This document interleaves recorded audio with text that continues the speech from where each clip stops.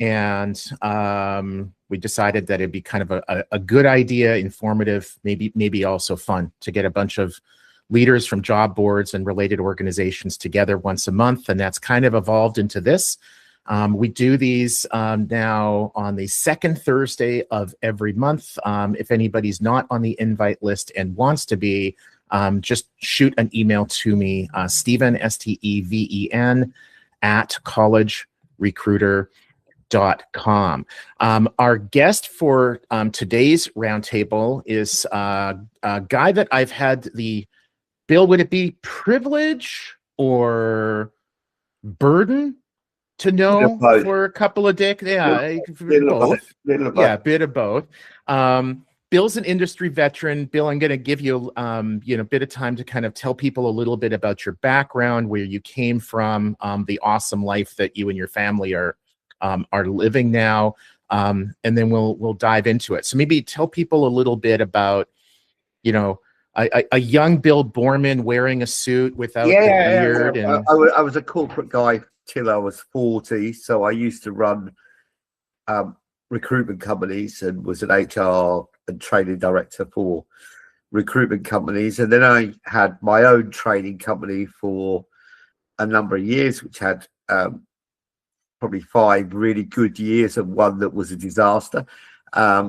And it was the beginning of social media times. So at the beginning of Twitter and all that kind of stuff. So I came into, I came at social media at the beginning and had the benefit of, I think when you could connect with anyone, built connections, wasn't quite sure what I was going to do, ended up combining social media recruitment, did some stuff for Hard Rock Cafe that we won a whole load of awards for how they own stores, and started using Facebook and Twitter and YouTube before it was a thing.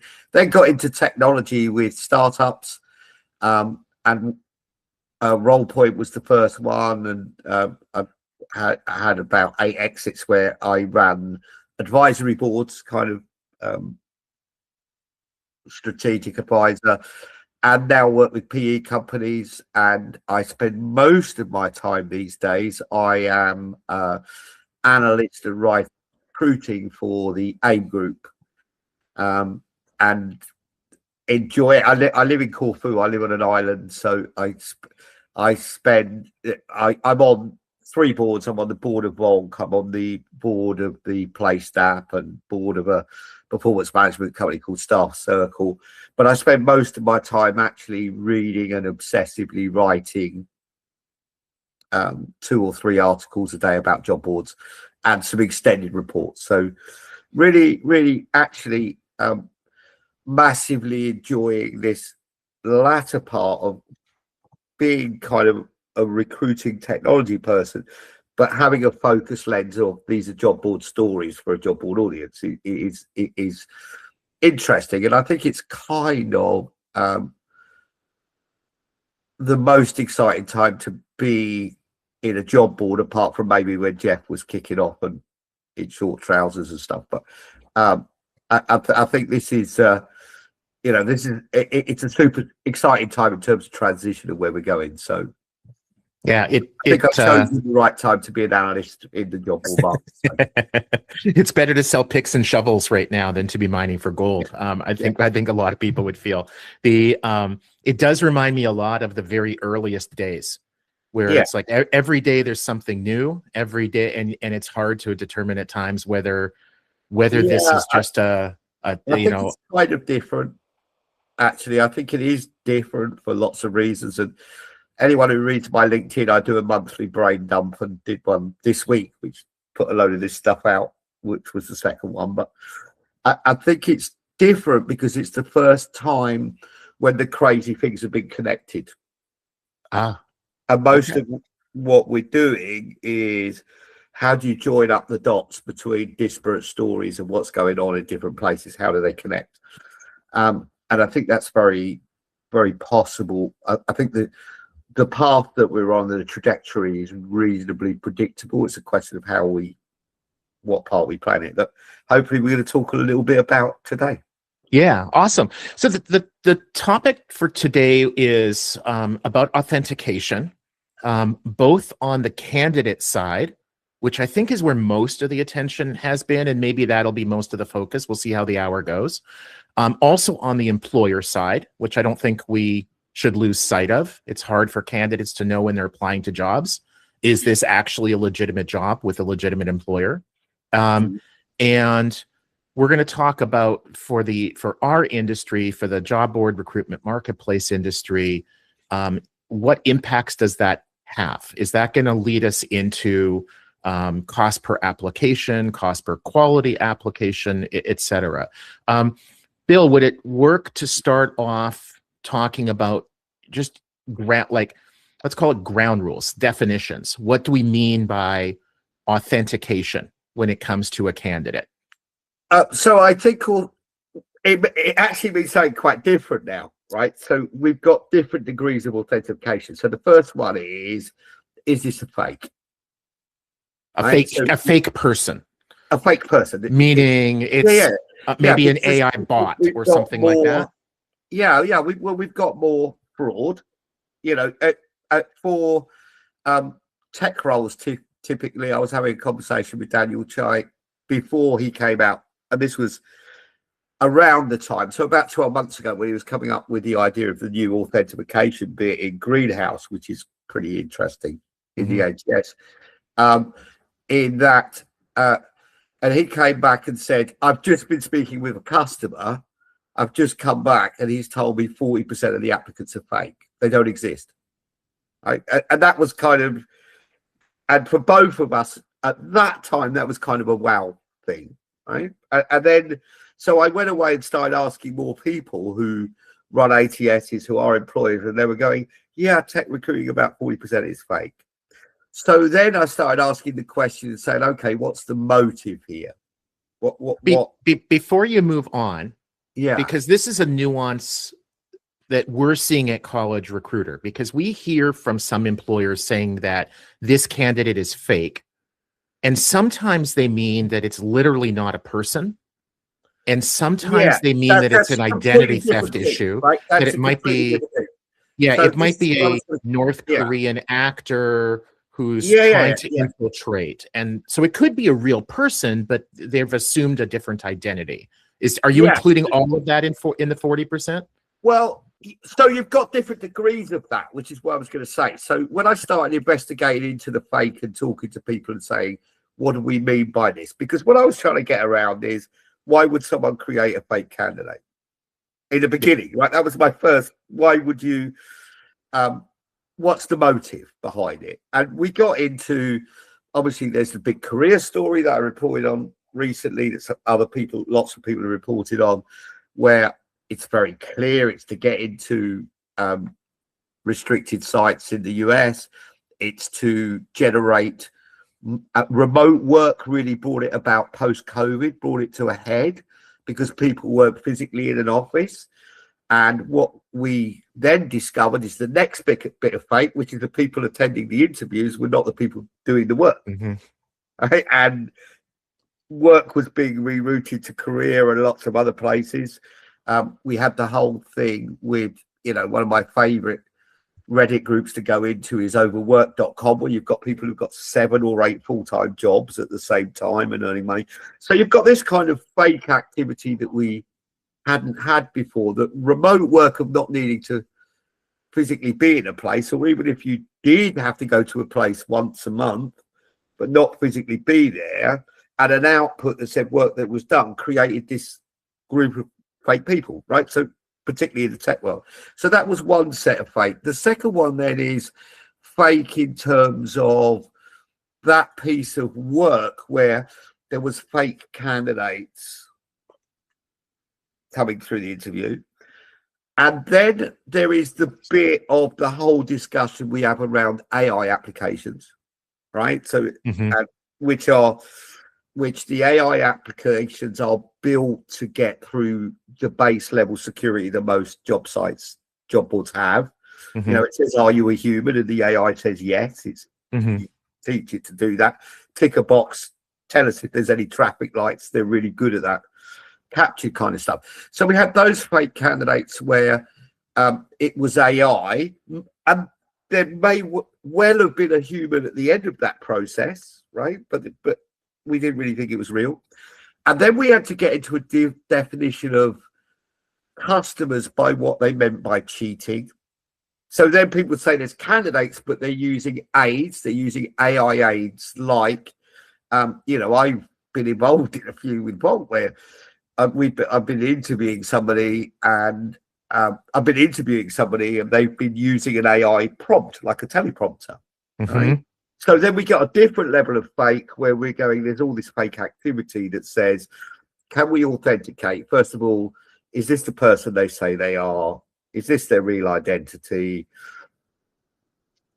Is this background related to their background? There's a base level of authentication, which could really only be solved by engagement and background check, right? So that's the first thing, by can we authenticate?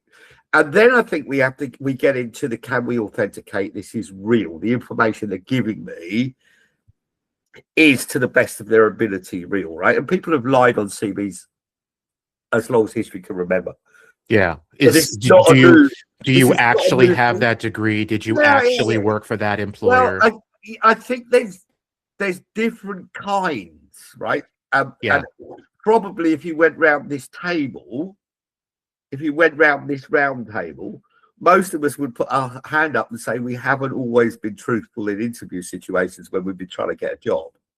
We've added a bit to either our experience or, you know, and hopefully it's not a massive lie, but we've always known that part of the job of the recruiter was to find out where's the truth in the skill of a human recruiter was in saying, where's the truth in the conversation we're having, right? So there's also that fake bit of, is the information I'm getting correct and true? And then I think you get that bit of having to decide, especially where you've got AI applications and AI aids, interview aids, and people using stuff for assessments and all the rest of it. We really have to redefine what we consider to be cheating. And I can remember being at a conference on a panel in San Francisco. I think it was a Smart Recruiters one, early days with Jerome. He maybe had 10 employees then.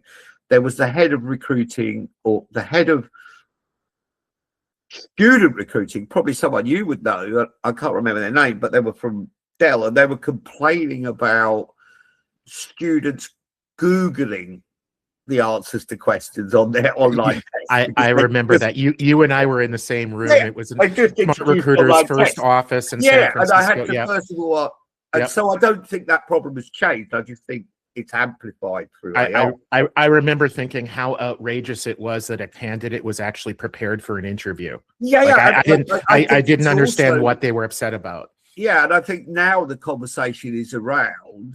I'll tell you something really interesting. There was something that I read. Well, let's stick on the authentication. It's to do with authentication. Oh, okay. But I read something the other day, and one of the big student sites, I won't mention them, I'll just do a general signal so you know who it is.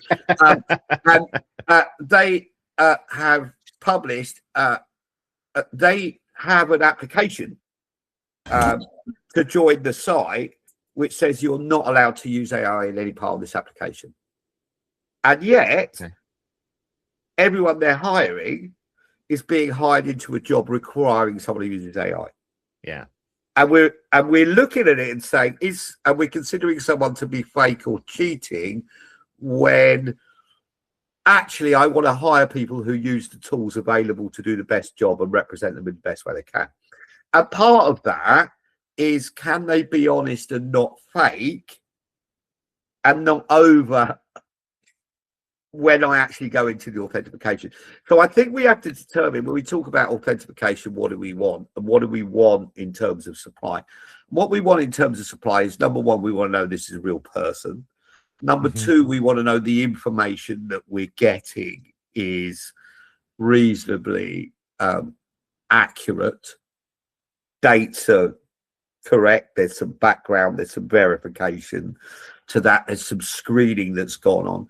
I was very surprised when we talk about CPQA. At Vonk, we introduced a CPQA product, and when I was talking cost per quality application. qualified And we can application. Qualified, sorry, and we Qualified can application. and we'll get to yeah. What I wanted to say with that in terms of qualified application was I was very surprised when I talked to employers on how low that bar was for a qualification. Okay. Right? Because as a recruiter, I considered a qualified application to have had some kind of match. You would have a certain number of years experience, you've done certain stuff, right? So when I worked in agencies or when I worked with hiring managers, the qualification would be, if I ask you for 2 years, everyone you put in front of me has 2 years plus. That's not what employers are asking for at all, because of the very specific problems that we have in the market at the moment. What they were asking for is this person legal? Can they legally work in order to be a legitimate applicant, right? Can they legally work? Do they have the legal requirements of this role? And that might be, have you got a driving license? Or, there may be certain, have you got this certificate? Have you, depending on the environment? And that's it in terms of what a qualified applicant is. Right? Okay. And there's a very real reason in the market why it's that. So I was very surprised when I said, right, what will you pay for?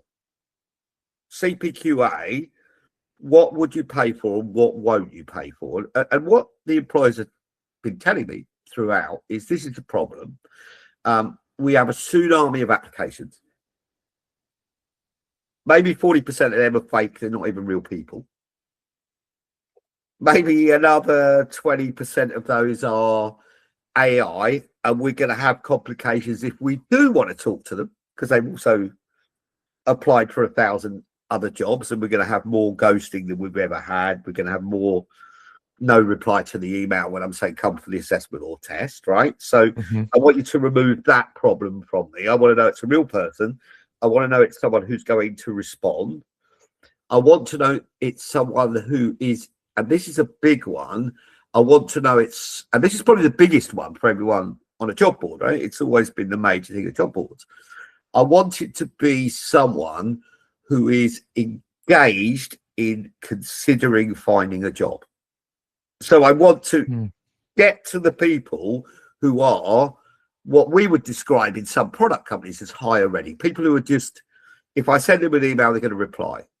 They're going to have a look at it. They're going to look at the message. So, because most of what they're surrounded with is noise where they can't do that. So actually what people want, employers want from a qualified applicant is actually a much lower bar than I anticipated when I went into that area of product, right? It was, are they legal? Are they genuinely engaged? Are they going to reply?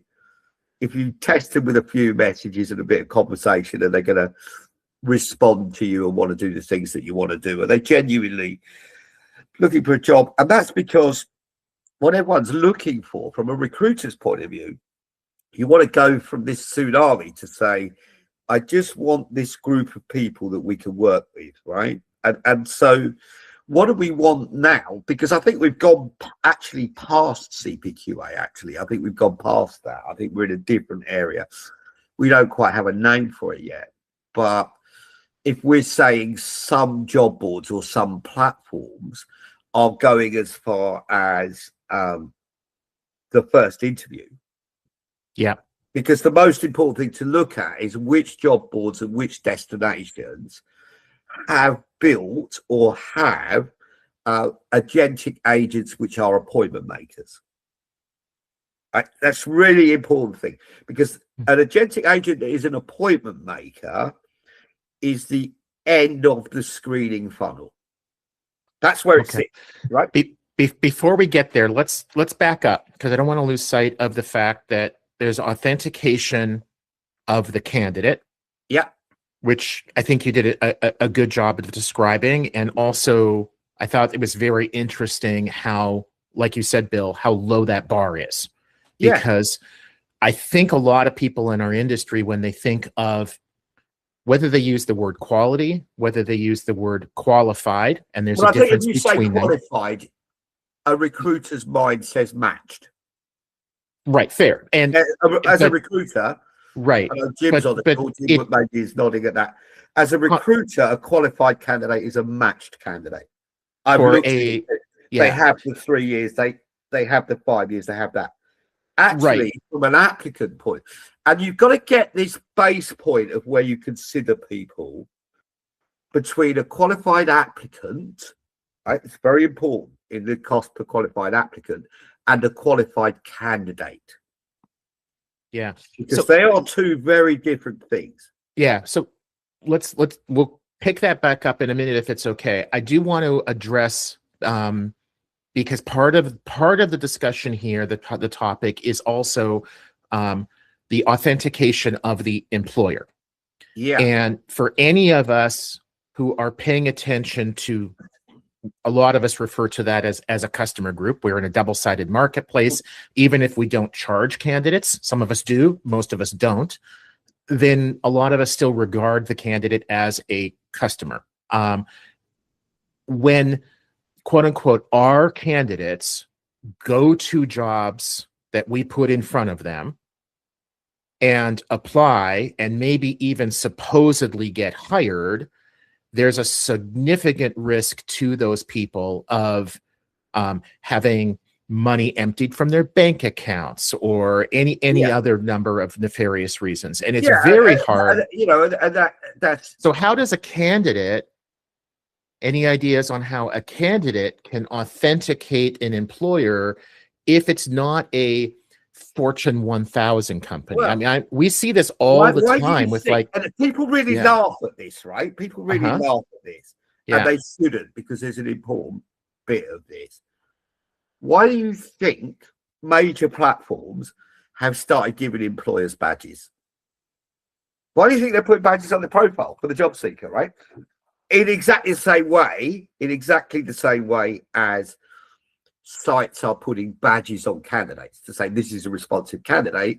Yeah. Some of it says this is a responsive company, they'll talk to you, but the other bit says this is a real company.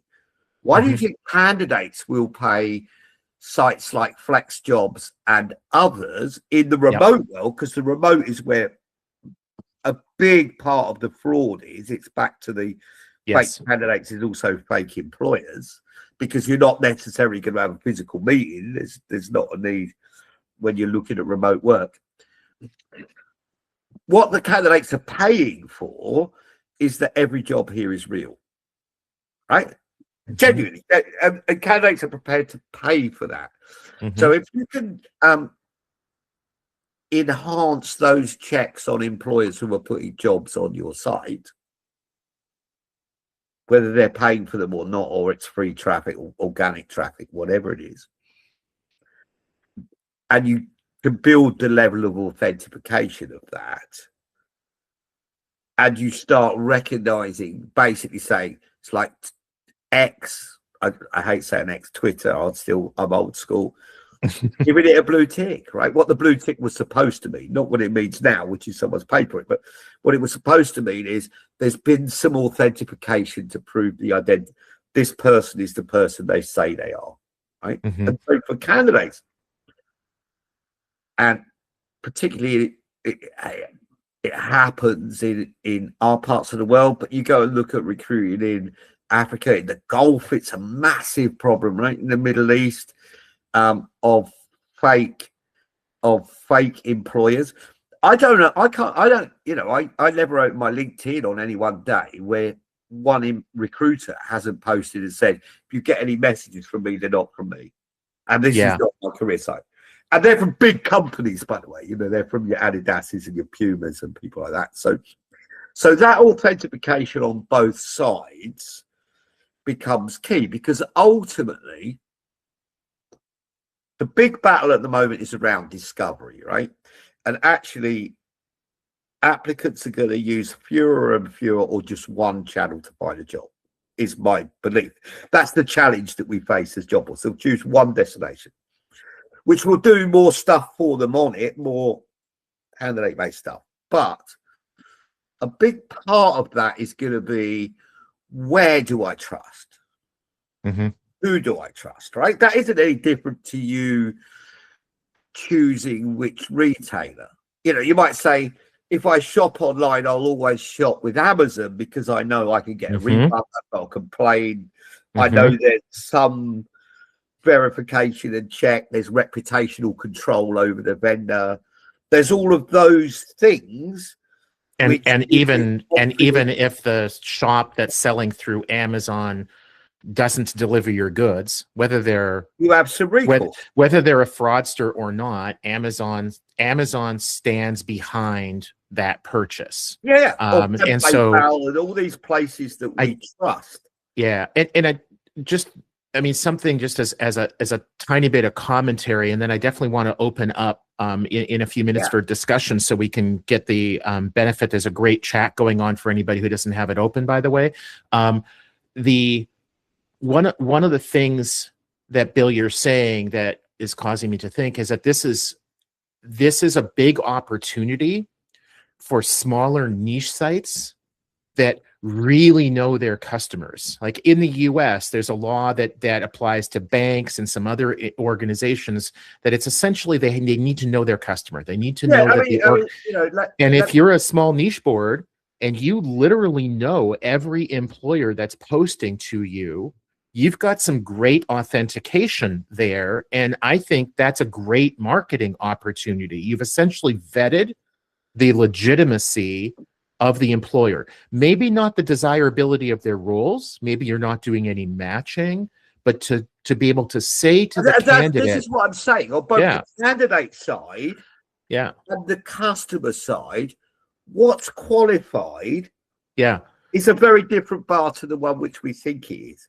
The base level, if you're a job board, the base level for a candidate should be a belief that if you have a job on your site, or you send me an email, or my CV is opened and someone reaches out to me from your site, from your environment, that is a real company. Yeah. Just as a basic tenant, the contract between us is me saying to you, Stephen, you come on my site. If you entrust me with your data, I'm not going to sell it to anyone. I'm not going to spam it about or do whatever I'm going to do. But if I effect an introduction for you, that is going to be a genuine introduction. It's going to be a real employer. They're going to deal with you in a certain way, right? And this is why I'm kind of really interested in giving badges to people for good behavior, right? As employers, as companies, and as applicants. Even though we kind of laugh about it and say, oh, is this Boy Scouts or whatever, we're giving badges to people for responding, for candidates, for behaving well, for doing good stuff, right? Yeah. Actually, those things and the reality of someone and the authentication of the job and that it's real, right? Is really important for our candidates to be able to choose where they want to go. Yeah. Let's turn, Bill. I just want to make sure we get into sort of finish some of the discussion that I wanted to have, like between you and me, and then definitely open it up because I guarantee you, if I have any good questions, they'll be vastly outnumbered by the ones from other folks on the call. When you and I were talking weeks ago about the topic, part of it, and it's in the cover slide, is is authentication going to lead job boards to CPA plus and or CPQA? So we already talked about the CPQA, cost per qualified application, which you just also said that's a lower bar than I think many of us would have expected. What is CPA plus? So CPA plus is extra qualification, right? So the view to me is what we're looking at, and I use this terminology in my thinking. I don't use it in the market because it would confuse the market, right? Okay. Because if I say to you, actually what we're talking about is the cost. It doesn't take very much to confuse me, Bill, and you know that. It's the cost of delivering candidates versus the cost of delivering applicants. Okay. Right? Now, if I deliver applicants, you screen them. If I deliver candidates, I screen them. Okay. And you have an expectation. And this is where the workflow is coming in what Indeed, LinkedIn, and others are moving to, is saying, we will supply you with candidates. So instead of you getting the 100 that you have to turn into 30, that you have to turn into 10 for the hiring manager, we will supply you with the 10, or we will supply you with the 5. We will supply you with 5 candidates. Now, where you get to, which is always where we work to as a good recruiter in the workflow, the recruiter workflow was, if I put a candidate in front of you as a hiring manager, or as my customer when I worked in third party, you won't hire all the people I put in front of you, but you will always understand why you had a conversation. You will always feel that was the hour was worth having. And you should get to a point where if you interview 5 people, you could have given any of those 5 the job in terms of capability, experience, what the ask is. There's going to be some wild cards in there, which I would have made you aware of. But you're going to be interviewing a small bunch. Now, what do we have actually in talent acquisition right now? Is the talent acquisition job is about 20% of the job of the talent acquisition team, the actual hiring, right? So the biggest thing you'll get if you talk to TA leaders is what do they want? Is what they want is efficiency. And the biggest efficiency is to no longer have to screen, to background check, to verify, to do all those things that they used to have to do, because job boards were responsible for delivering applicants, not candidates. Now, I'm writing a paper right now, which is, I'd love you all to send me your suggestions, please, on LinkedIn. I'd love you to, in which I'm writing a report for the A group on what is a job board. Because I'm actually really struggling with answering that question these days. It's just what a job board is, because a job board, by definition, delivered applicants, but now we're delivering candidates. So is that, or some of us are delivering candidates, is that a different thing now? Because we've started to screen, and then you start to screen and say a qualified applicant is someone. So what are we saying? A qualified applicant's a real person, number one. Yep. Real person. You're not having an AI interaction or anything else. Number 2, they meet all of your legal and statutory requirements. Are they allowed to work in your country? Do they have the basic licensure? Yeah, they have a lot. They security cleared if it's for clearance jobs or whatever it is, right? They've got those things. So every applicant that I have to look at, I can do that as a recruiter with confidence that everyone ticks those boxes. I don't need to go and screen those boxes. I may check a specimen, a few of them, just to make sure. But if you're providing them to me as a job board and you're doing that as a qualified applicant, they've actually got a bit more qualified, right? Once you're providing me candidates because you've done some matching, I've got to feel that you're providing me with a small number of candidates of which they are all legitimate for that job. They are all engaged with that job. They would not necessarily accept, but they would seriously consider that offer if it was put to them. I'm looking at all these things to say that's cost per qualified candidate. Not a cost per qualified applicant. And I think where we've already moved to in some of the workflows we're seeing is attempting to provide a cost per qualified candidate and not a cost per qualified applicant, right? And when we talk about who is under the most threat from all of these changes in terms of authentication, proof, qualification, CPQA models and all the rest of it, it's not job boards who are the people who are going to die. I'd be really nervous if I was in a recruiting company right now. And it's if interesting. I was a shareholder of Randstad, I'd be nervous right now. Yeah, it's interesting you said that, because a number of us who were here. I mean, I saw Mike Corso on the video, and Terry Baker was there too. TA Jim Tech wants to ask me a question, so hurry up. Yeah, and I'm going to say this, and then I'm definitely going to open it up. The at the TA Tech conference, last, I think it was in June, near San Diego. Chris Foreman, who had recently left Appcast as its CEO, was talking about the same thing, that he sees job boards essentially as being a much bigger threat to staffing companies, to recruitment agencies, than the other way around. The more that you do in the process, right? But then I think agencies, third-party recruiters are, we're in a really interesting situation in the market, right? And if you look at, there's three sets of benchmarks that are super interesting. Appcast benchmarks that Matt was speaking about and Andrew Flowers about a week ago on a podcast. The Recruitix, everyone's basically saying the same thing, which is 70% of hiring, because the market's doing the opposite of what it's supposed to do right now, right? It should be, ads should be really cheap, but the cost is going up. They should be cheap because there's lots of people in the market. There's not a lot of jobs. There's not a lot of competition for jobs. But what we've ended up with is kind of a split market where 70%, we've taken all the friction out of it. There's virtually no value in those clicks in CPC models and all the rest of it. That's why they've been failing.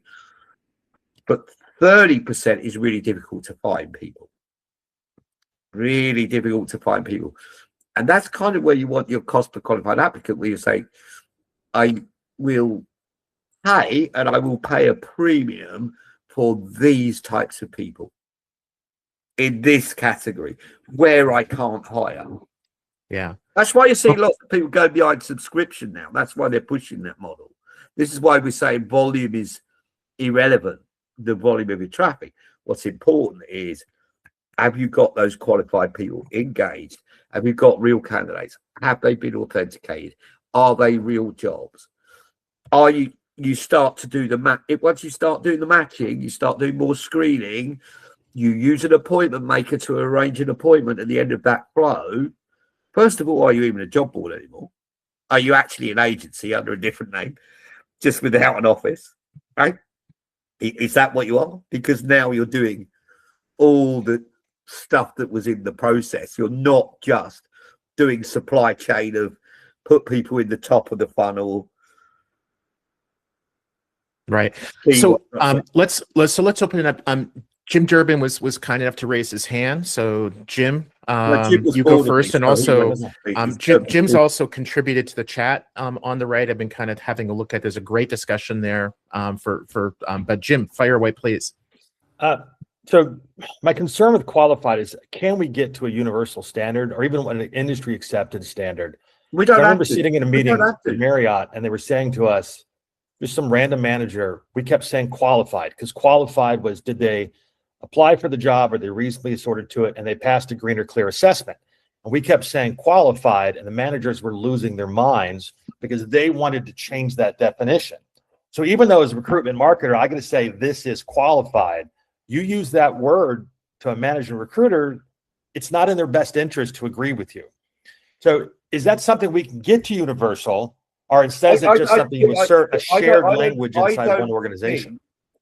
I don't think we need to get to a universal division of qualified. I think what we have to do is we need to have the technology in the situation where you are able to set what that parameter is of what you want. At the end of the day, what do you want to buy?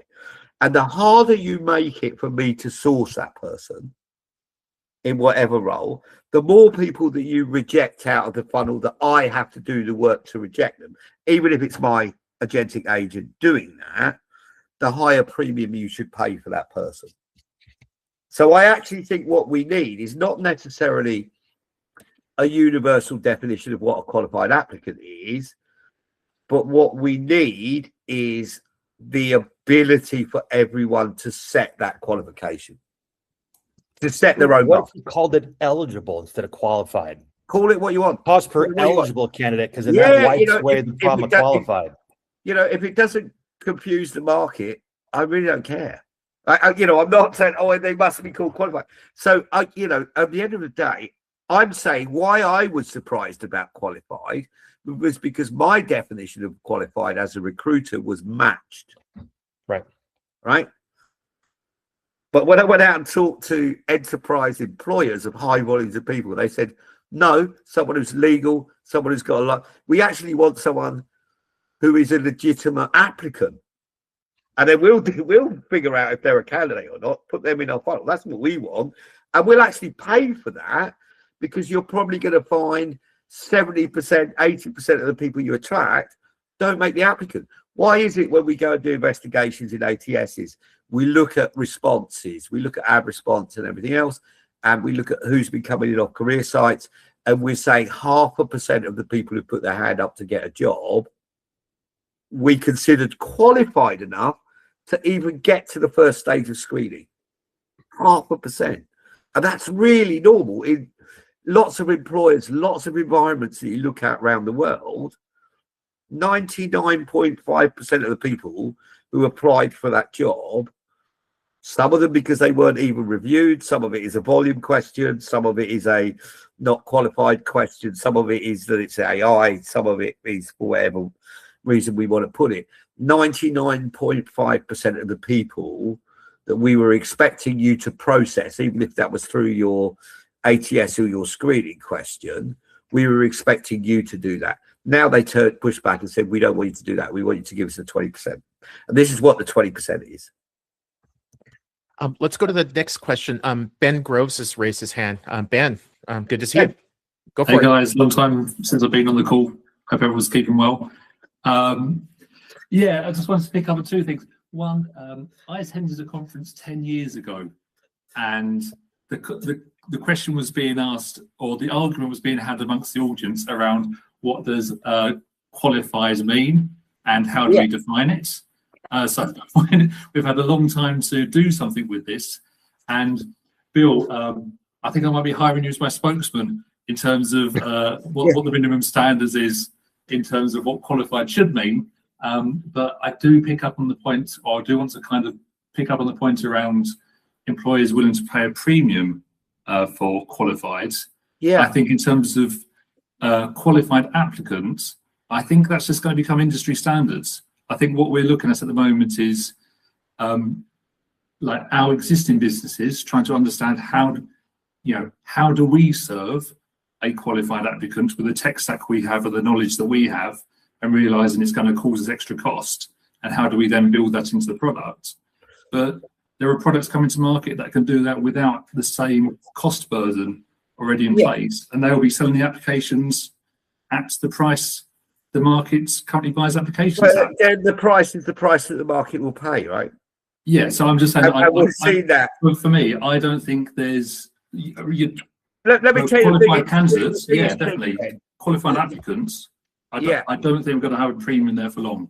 Right. The biggest thing for me that really stood out in a load of things I've been on with Appcast and other vendors are available. They also have webinars that I go up at. But I was at Matt's most recently, so that's why I'm thinking about it. And I was amazed to hear and look at it and say the unit cost of a job ad has gone up in the last 12 months significantly. The cost of an applicant has gone up significantly in the last 12 months. The cost to hire has gone up significantly. And I really had to ask, I'm saying, why is that? Because I'm reading all the headlines, there's loads of you're getting over applies, you're getting swamped with stuff and And they actually said, because it's getting more and more expensive because of the over apply and all that stuff. It's getting more expensive. And the other one is in the 30% where we have critical roles where we have to hire, we're not getting people. So I think people in the staffing sector where I came from, people were always willing to pay more in terms of their fees for people that they considered harder to get or more difficult, right? And I think we need to have I really believe the cost of an applicant should be set like Uber, and we should use labour market insights to say what's the availability of people, what's the addressable market, how many people are in the market right now, what's the complexity to fill. We can do all this stuff, these metrics quite easily, and the price should be reflected in that. The harder it is for me to find someone, the harder it is for you to find someone, the more you should pay for that person if I find them. Right? And that is about how we think about our pricing and our model. Or do we do the opposite, which is actually what the market is doing right now, which says actually, because 70% of the hiring you're going to do is frictionless, it's not going to cost me any money to deliver you candidates.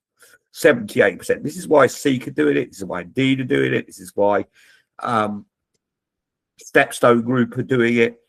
Get behind a subscription that says pay a subscription, because I know even if it costs me to deliver you some applicants, my overall win from a small group of enterprise customers is going to be greater than that cost, looking at it as a collective cost, right? So it's the way we think about pricing and value, and the way in which we communicate that actually says in any industry, the harder it is to find something, the more expensive it is, the price doesn't go down. That's why the price has gone up in the last 12 months.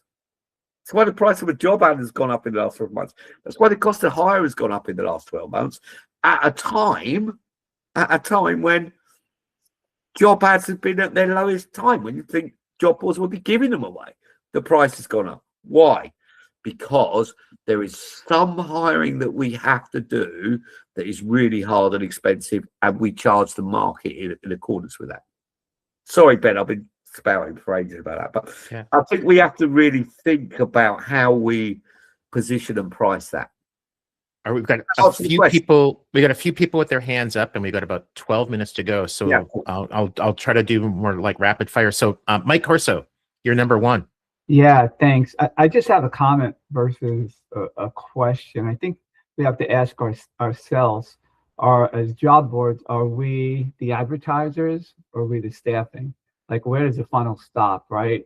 It's our job, at least I see it. Our job is to take the jobs in, advertise it to the, like in our case, the community, right? And then the applications happen. The more detailed we get in the funnel and the process or whatever, the more we're changing. Is that something we want to do as an industry? Yeah, that's genuinely why I asked the question to all of you to send me an answer. Louise Blue wrote a whole paper about it. I could sneak in. My basic question, I'm stuck on this report I'm writing, right? Because I'm really stuck on this question. What's the job board? That should be I would think that's a really simple question to answer. The answer is a job board anymore will the market support is the bigger question, Mike, the question that you're asking. Will the market support a job that supplies applicants? Or does the market want more and as a result is willing to pay more?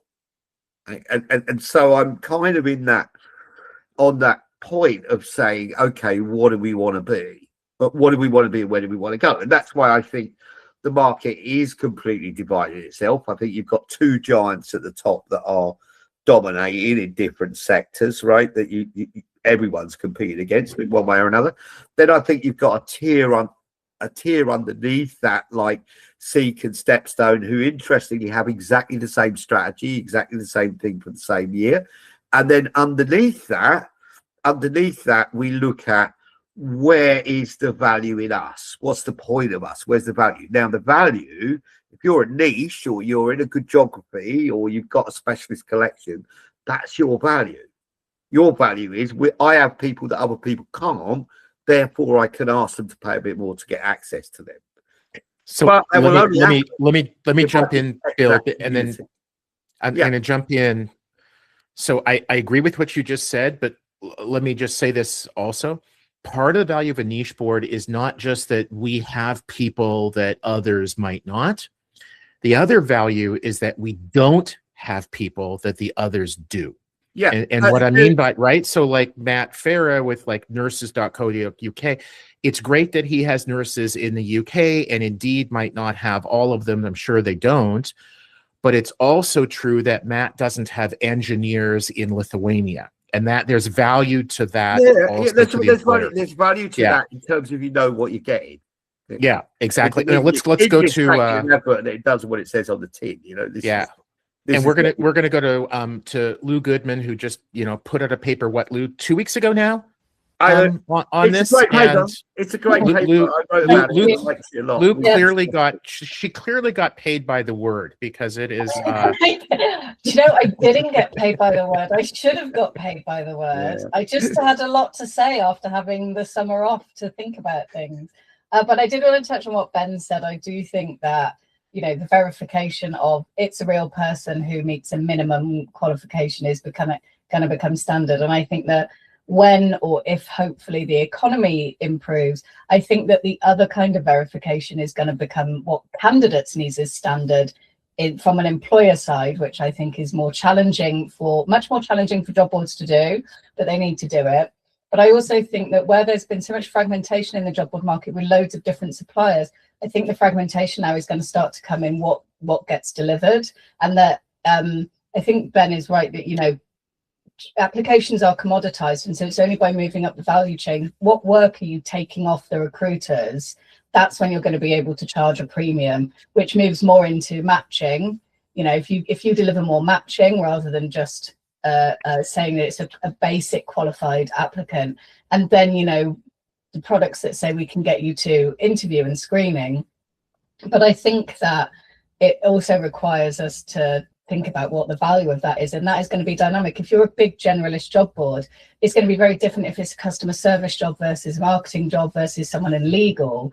And how do you then cope with that? Because when things recover, not all industries are going to recover at the same time, dynamic pricing. So it's a lot to think about. But I think that if you want to add more value, if you want to charge premium prices, you've got to think about what work you're taking off the recruiters. The value comes from taking work off them, not charging more when you're still delivering hundreds of, maybe thousands of applications. If you're still delivering the same.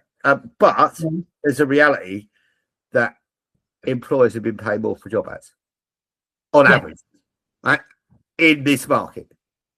And there's a reason for that. There's a very real reason for that. And that's the jobs that they wanted filling. They're willing and expect and budget to pay more in order to do that, right? And if you can be the destination that can help them with that, sometimes it's knowledge. Now, the other point, I think, if you have a niche, which is something we need to be thinking about at the moment, is if you have a niche, you should have the best small language model in your niche. Because everyone has a large language model, right? Everyone talks about large language models. Actually, what's important in our world is the small language models. Look at someone like HackerJob. If you want an example of great talent marketplace, HackerJob that built agentic agents on both sides, voice operated. I love the guys. I love what they do. Look at what they've done. And they built all of their agents on their 15 years of CVs and jobs. So they took the LLMs, they moved between whatever model is cheapest and most responsive at the best time, but everything is powered by a small language model. And if you have been working in a niche, if you've been working in the NHS, you can build a taxonomy, you can tag, Jeff and I had a long conversation about tagging of what good is, what bad is, what average is, what matching is, what vectors are, right? If you have a niche collection, the value might well be in your small language model that applies to all the things you do, like matching, job description, contextual discovery. That may be where your real value is, because and it's like people. It's like saying the knowledge that you have in this little piece is greater than the knowledge that everybody else has. And that's because for 15 years you've been hiring nurses, for 15 years you've been hiring students, for 15 years you've been collecting jobs, having conversations. You could use the data that you have to build the best small language model. Everyone can use a large language model. That doesn't really matter. What's your small language model that makes your differentiator? All right, we're gonna go. I think it'll probably be the last question. Yeah. Benson Dooley has been waiting very patiently or impatiently. Well, he can tell us. Ben, fire away, and then Bill, we're going to be ending at the top of the hour, so let's if leave, anyone's got a we'll leave question or a third. comment, just ping me on LinkedIn. I love to talk to people. I'll ring you, or we can just message. Yes, Bill is Bill's very good at responding on LinkedIn. So and he also knows all. Not even. Yeah. Emailing Bill is kind of like emailing a 16-year-old. There's just no point. But Benson, fire away. For sure. I think one of the things that might be overlooked a little bit is the most engaged candidates are throughout a lot of this process is when they're immediately interacting with the ads. The job boards have that unique experience with the candidate that down the funnel you don't have. The ATSs will collect up all of the candidates. The recruiters will be going through their mountain of applications, and yes, matching is important, but there are so many different steps along the way where matching is occurring. If you are able to engage with those candidates and pass them along in a real-time environment, I think that's where job boards can really look at an opportunity that even the larger job boards might not have. I would agree with you with that, Benson. But there's one point I want to make on this, and this is really, I'd want everyone to take away. Read my LinkedIn post from this week if you get a chance. Your most vulnerable area at the minute in the market, your most vulnerable area is job discovery, right? Because right now, people used to come to job boards with some intent, come via a search, but they've started doing something. Generally, they're either responding to an ad or they've Googled to say, where do I go and look for jobs? And they maybe come towards you because of your branding or knowledge or past experience.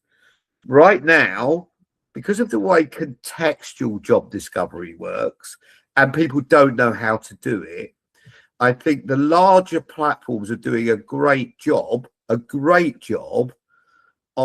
getting hold of discovery. And if you get a hold of someone, which is the time I think you're talking about, Benson, if you get hold of someone before they've really thought about what they're going to do, they're not quite sure how to present themselves. Maybe they want to move sectors. They're not quite sure how this skills works in the world that they've heard about, that they're going to be matched to. We're going to ask, they go to a job board expecting to set 3 keyword searches, 4 keyword searches, because that's what they're used to. And they're turning up and someone's saying, what do you want to do? You're turning up at Jeff's place and he's saying, we want you to take an hour building up a profile of yourself. Right? They're getting experiences and not expecting that they don't know how to. Now, what we have to be careful of is that all of the investment in discovery, the discovery stage, doesn't come from the giants, and that's where it's coming from at the minute in terms of the applicant-facing apps, the job discovery app. Because this is what I fear, my biggest fear is the giants have been very good at dominating the demand side of the market, right? 70, 80%, and everyone else is scrapping for the 20%. It's a big enough 20% for all of us, which is great, but that's the reality of the market, the world that we live in, right? And some of us would say, that's okay because I don't want to do every job. I don't want to be a generous, whatever it is. The demand side, the supply side of the candidates has always been fair game for whoever can get them, whoever's got the brand, whoever can attract them, right? Mostly, apart from in some areas. But if we lose people at discovery before they've even become applicants, before they've even put their hand up for everything, we've lost this game. And that's really what indeed LinkedIn is trying to do to you guys, without a doubt. That's what they're trying to do. They're trying to get people at discovery in order that they have the supply and demand, so there is very little left in the middle, because they want to get people at the beginning, start with their CV writing, start with their career advice, start with all these apps that are going in order to reach a point at the end where you never leave on your job search. You just start getting offered